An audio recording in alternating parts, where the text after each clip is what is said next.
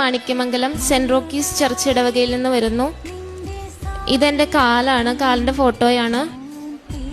ഇത് 15 വർഷത്തിന് മീതെ എനിക്കുണ്ട്. നടന്നു തുടങ്ങിയപ്പോഴേ ഉള്ളതാണ്. ഇതിങ്ങനെ പഴുപ്പൊക്കെ ഒഴുകിക്കൊണ്ടിരിക്കുമായിരുന്നു. പഴുപ്പും ബ്ലഡും ഒക്കെ ഒഴുകുമായിരുന്നു. നടക്കണ വഴിക്കൂടെയൊക്കെ പഴുപ്പ് ഒഴുകിക്കൊണ്ട് അമ്മ ബാക്കിക്കടെ തുണിയൊക്കെ വെച്ച് തുടച്ചിട്ട് വരുമായിരുന്നു. അങ്ങനെയായിരുന്നു. എവിടെയെങ്കിലും പോകുമ്പോഴൊക്കെ 2 കാലും വിരലൊന്നും കാണാൻ പറ്റാത്ത അവസ്ഥയിലായിരുന്നു.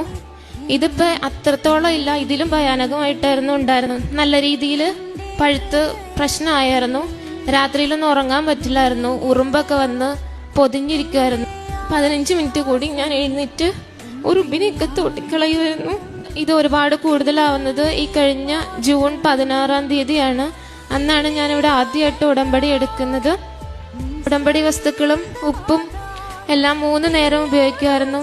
കാല് കഴുകുന്ന വെള്ളത്തില് ഉടമ്പടി തൈലവും ഉപ്പും വിശ്വാസപ്രമാണം ചൊല്ലി പ്രാർത്ഥിച്ച് ഞാൻ കാലൊക്കെ കഴുകിക്കൊണ്ടിരുന്നത്. കുളിക്കുമ്പോഴും ഉപയോഗിക്കുമായിരുന്നു, ഭക്ഷണത്തിൽ ഉപയോഗിക്കുമായിരുന്നു. അങ്ങനെ കാല് കുഴപ്പമില്ലാത്ത രീതിയിൽ ആയി, നടക്കാൻ പറ്റുന്ന അവസ്ഥയിലായിരുന്നു. അങ്ങനെ ഞാൻ മാതാവിനോട് പ്രാർത്ഥിച്ചു. മാതാവിനോട് പ്രാർത്ഥിച്ച പോലെ തന്നെ എനിക്ക് മെഡിസിൻ ഒന്നും ഇല്ലാതെ എൻ്റെ കാല് സുഖമായി.